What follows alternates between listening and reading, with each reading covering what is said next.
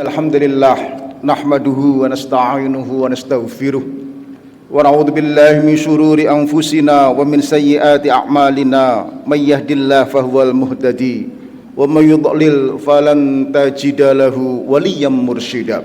Asyhadu an la ilaha illallah wahdahu la syarika lah wa asyhadu anna Muhammadan abduhu wa rasuluh la nabiyya ba'dah. Allahumma salli ala nabiyyina Muhammad wa ala alihi wa sahbihi wa sallim ajma'in. Amma ba'du. Fa ya ayyuhal mu'minun rahimakumullah. Usikum wa nafsi bitaqwallah faqad fazal muttaqun. Kama qala Allah fil Qur'anil Karim, a'udzu billahi minasyaitonir rajim. Ya ayyuhalladzina amanu ittaqullaha haqqa tuqatih wa la tamutunna illa wa antum muslimun. Ma'asyiral muslimin jamaah Jum'ah rahimakumullah.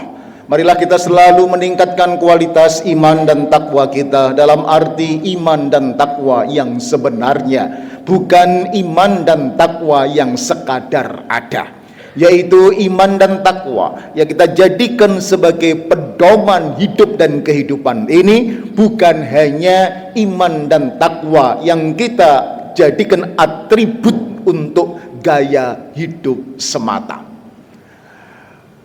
Artinya iman dan takwa yang kita jadikan sebagai mindset, cara, sistem untuk menghadapi persoalan-persoalan baik lokal, nasional maupun persoalan-persoalan global yang menimpa umat Islam. Termasuk misalnya saudara kita di Palestina menghadapi bencana kemanusiaan yang luar biasa. Harusnya mindset takwa kita terpanggil untuk membantu, berkontribusi, minimal mampu membangun empati dan simpati. Jamaah rahimakumullah, sedikit sejarah.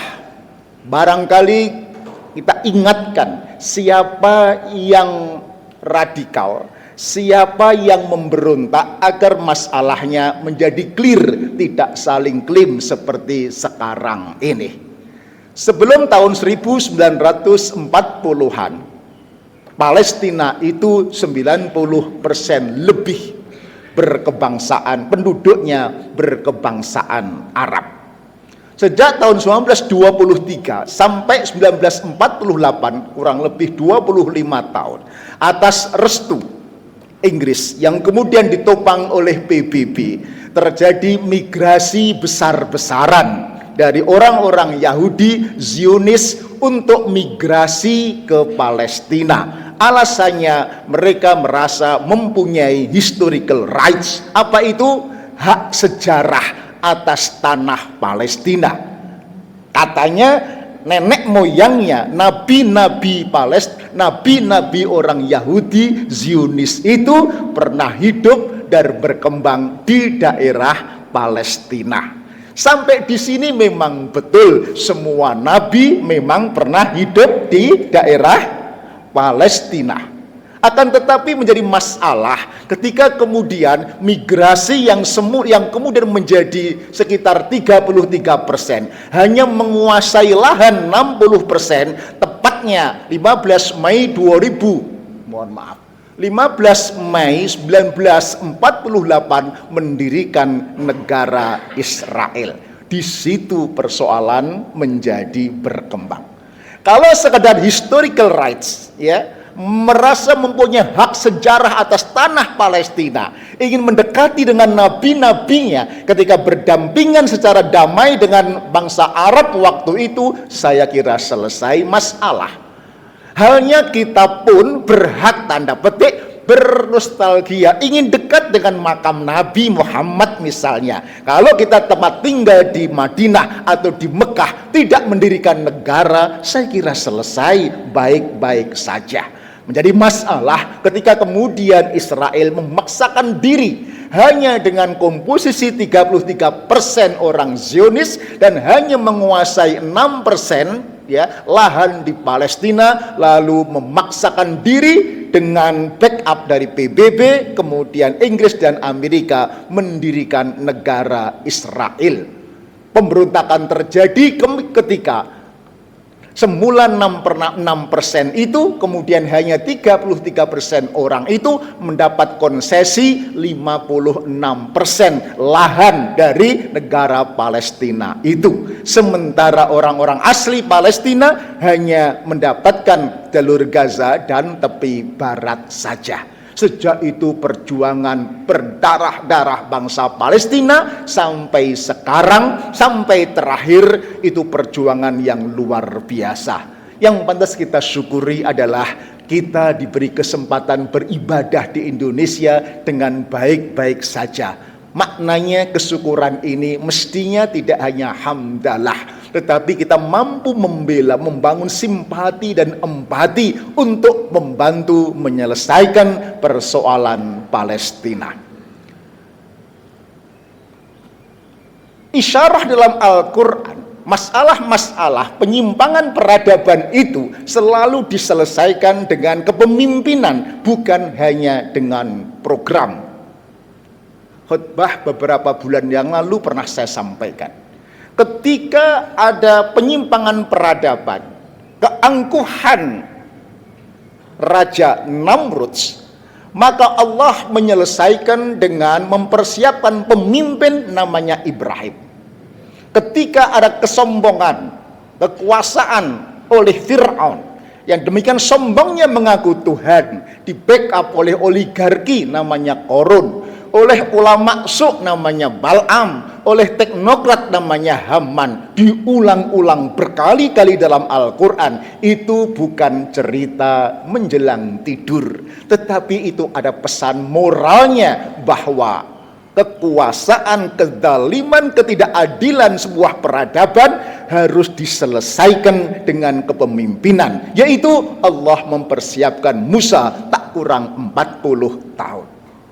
Ketika ada jahiliyah modern, ada penyimpangan peradaban, Allah meluruskan peradaban itu dengan mempersiapkan Rasulullah 40 tahun. Tak cukup dengan itu, Rasulullah menyiapkan pemimpin berikutnya, 4 khalifah tak kurang 23 tahun. Bahkan pemakaman Rasulullah ditunda sampai 3 hari untuk memastikan siapa pemimpin yang harus bertanggung jawab melanjutkan estafeta perjuangan ini. Sedemikian penting persoalan kepemimpinan ini. Karena itu sekali lagi, persoalan penyimpangan, kezaliman dan ketidakadilan tak cukup diselesaikan dengan lesan, tak cukup diselesaikan dengan indahnya program-program, tetapi harus diselesaikan dengan restorasi kepemimpinan, pemugaran kepemimpinan. Itulah maka Rasulullah kemudian bersabda, "Marra'a minkum munkaran falyughayyirhu biyadihi, wa illam yastati' wa bilisanihi, wa illam yastati' wa biqalbihi, wa dzalika ad'aful iman." Apabila panjenengan melihat kemungkaran, Prof. Din Samsudin dan para jumhur ulama menerjemahkan kemungkaran itu juga ketidakadilan, ketimpangan, kezaliman, sama. Maka rubahlah dengan tangan, dengan kewenangan, dengan kekuasaan. Kalau mereka bersenjata dengan senjata, mereka dengan keputusan, kekuasaan dengan kekuasaan. Ketika mereka dengan bersenjata, kita membela dengan ceramah dan demo, maka tidak akan menyelesaikan masalah sampai kapanpun. Kalau tidak mampu dengan kewenangan, kekuasaan, maka paling tidak dengan lisan. Kita berteriak di PBB, kita berteriak di masjid, kita berteriak di mana-mana, tetapi Allah menegaskan itu tidak begitu efektif. Dan yang ketiga adalah dengan hati, dan itu selemah-lemah iman. Nggak berani bersuara, nggak bisa membela, tetapi hati bersimpati, berempati, itu sudah selemah-lemah iman. Naifnya, sementara banyak orang yang menari-nari di atas kezaliman dan kemungkaran ini. Banyak orang yang kemudian merasa sok bijak, sok netral, sok dewasa, mengatakan saya netral saja. Ya, negara kami, bangsa kami terkait Palestina dan Israel netral saja. Terkait ketimpangan-ketimpangan di negara ini, saya netral saja, tidak pro caleg atau capres A atau capres B. Secara tidak sadar, orang netral itu sebetulnya dia telah menyetarakan antara hak dengan batal, antara haram dengan halal, antara salah dengan benar. Menyetarakan. Saya nggak tahu, kalau kita protes dengan hati saja itu selemah-lemah iman, bagaimana kalau kita menyetarakan, ya, hati ini nggak protes sama sekali, netral, nggak ada empati, nggak ada pembelaan, nggak ada simpati, netral. Pastilah itu derajat di bawah selemah-lemah iman, nggak tahu apa namanya, ya, di bawah selemah-lemah iman, karena merasa netral dan sebagainya. Jamaah rahimakumullah, oleh karena itu sikap netral adalah sikap di bawah selemah-lemah iman. Oleh karena janganlah kita bersikap netral, karena waqul ja'al haq wa zahaqal batil. Waqul ja'al haq wa zahaqal batil, telah datang kebenaran dan menyingkir kebatilan-kebatilan. Itu hendaklah hidup ini memihak, karena memang sekali lagi itu akan diminta pertanggungjawaban oleh Allah Subhanahu wa taala. Sebagai pelengkap, solusi kekuasaan ini tidak hanya berlaku global, nasional, lokal. Solusi restorasi kepemimpinan pernah saya tegaskan, itu isyarah dalam Al-Quran. Tak kurang 30 ayat Al-Quran berbicara tentang restorasi kepemimpinan. Hadisnya juga kuat, buktinya juga masih ada. Pernah saya ceritakan kapan lalu di Surabaya ada tempat mungkarat maksiat terbesar di Asia Tenggara. Betul? Diselesaikan dengan ceramah nggak selesai, tetapi ada penguasa, ya, sebutlah Bu Risma, yang berani mati memakai kewenangannya untuk membubarkan Doli. Selesai dalam waktu 1-2 tahun saja, meskipun dia harus toh nyowo, karena sepulang dari Doli pasti disantet, ya, oleh backingnya Doli itu. Bayangkan kalau Doli itu diselesaikan dengan lisan. Misalnya dalam rangka maulid diadakan parade ceramah di komplek Doli, diundang dai-dai tingkat nasional. Kira-kira Doli itu tambah sepi nopo tambah rejo ramai, gitu. Tambah ramai karena jamaah pengajian datang semua. Adik bapak-bapak nggak pulang-pulang, pura-pura lali dalane, tambah ramai. Tetapi dengan kewenangan kekuasaan selesai. Belum lama juga di Jakarta ada tempat maksiat namanya Alexis, tak tersentuh oleh aparat, ya, di demo pun mental karena menjadi langganan para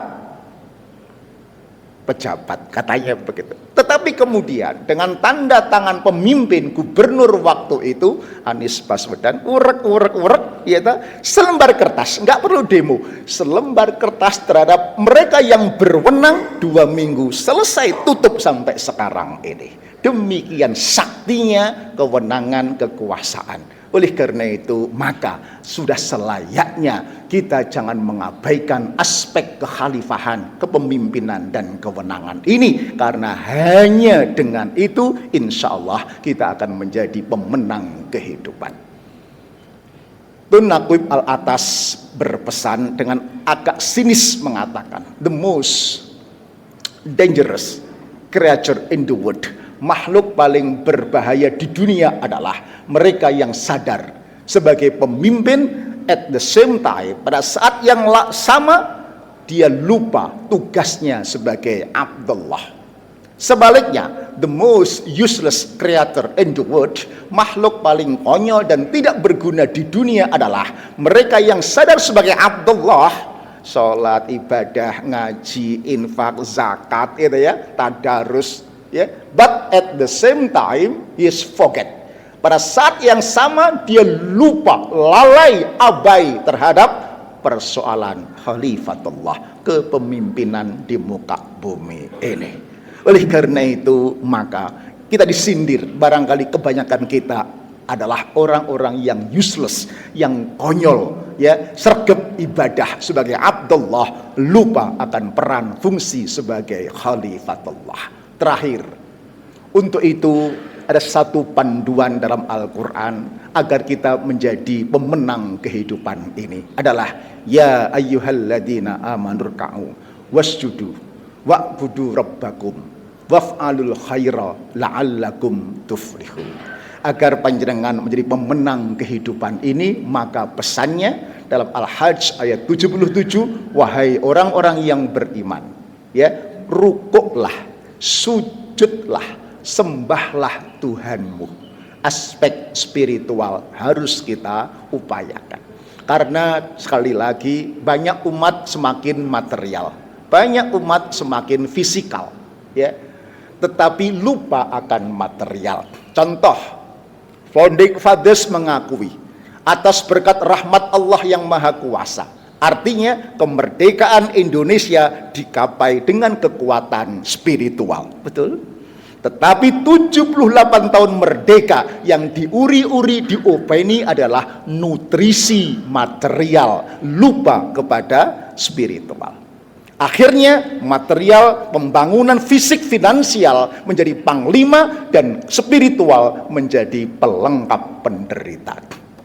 Bahkan di dunia pendidikan, ya, term agama pun mau dihapuskan. Untung terjadi perlawanan. Bayangkan itu, 78 tahun. Kalimatnya atas berkat rahmat Allah yang Maha Kuasa. Itu kekuatan spiritual. Sebab gak mungkin menang bambu runcing melawan bedil, itu gak mungkin. Demikian juga zaman perang Badar, ya, gak mungkin dengan fisikal 313 menang melawan 1000. Ya, kekuatannya adalah spiritual. Tetapi lagi-lagi hari ini fisikal menjadi panglima, spiritual menjadi pelengkap penderita. Oleh karena itu, mari, ya, warka'u wasjudu, ya, wa'budu rabbakum. Kekuatan spiritual kita kokoh untuk menghadapi masalah apapun. Masalah Covid, ketika fisikal dihabisi oleh kanker, dihabisi oleh virus Covid, sesungguhnya masih ada kekuatan spiritual yang mampu membackup melawan manakala kita pasrah sumeleh kepada Allah Subhanahu wa ta'ala. Demikian juga menghadapi Palestina ini. Dan yang keempat, waf'alul khairah, berbuat baiklah. Maka mari paling tidak kita jadi orang-orang yang awehan, luman, entengan, tulung liyan. Kalau nggak bisa dengan uang, dengan minimal dengan omongan, ya. Kalau nggak bisa dengan omongan ngerewangi, dengan kontribusi, dengan share di berbagai media sosial, minimal dengan simpati dan dengan empati. Itulah selemah-lemah iman. Kalau semuanya nggak ada, saya nggak tahu di mana iman kita. Sekali lagi, marilah. Hidup ini pilihan, kita memihak kepada kebenaran, bukan hanya netral dalam hidup ini, karena akan dipertanggungjawabkan oleh Allah Subhanahu wa ta'ala. Barakallahu li wa lakum fil Qur'anil azim wa nafa'ni wa iyyakum bima fihi minal ayatil hakim wa taqabbala minni wa minkum tilawatahu innahu was-samiul alim. Aqulu qouli hadza astaghfirullah.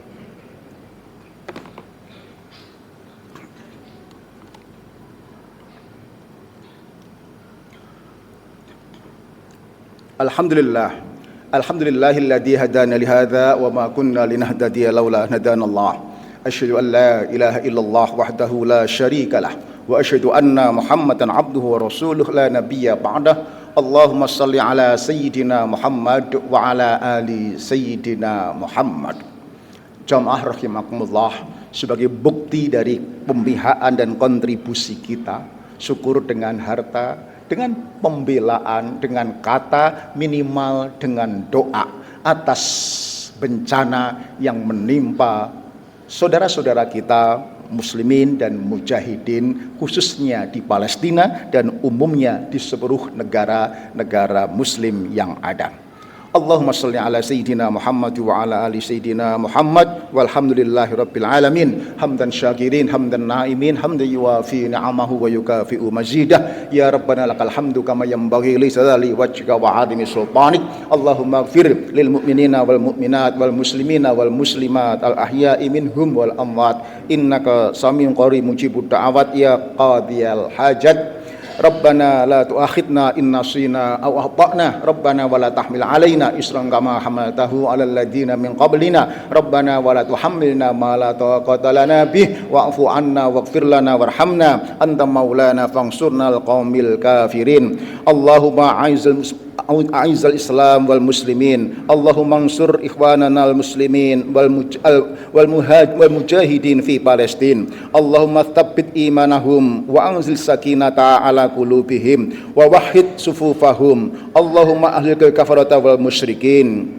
Allahumma dammir yahuda wa Israil wa fattit samlahum wa farriq jam'ahum Allahumma ansur ala mujahidina a'daina wa a'daiddin birahmatika ya arhamar rahimin wa sallallahu ala sayyidina Muhammad wa ala alihi wa sahbihi wasallam Rabbana atina fid dunya hasanah wa fil akhirati hasanah wa qina adzabannar wa qina jannata ma'abrar ya aziz ya ghafar ya rabbal alamin Allahumma inna nas'aluka nafsan mutmainnah tu'minu bi liqa'ika wa tardha bi qada'ika wa taqna'u bi ata'ik subhana rabbika rabbil izzati amma yasifun wa salamun al mursalin walhamdulillahi rabbil alamin ibadallah innallaha ya'muru bil ihsan wa ita'i dzil fahsya wal munkar wal baghi ya'idukum la'allakum tadhakkarun wa la dzikrullahi akbar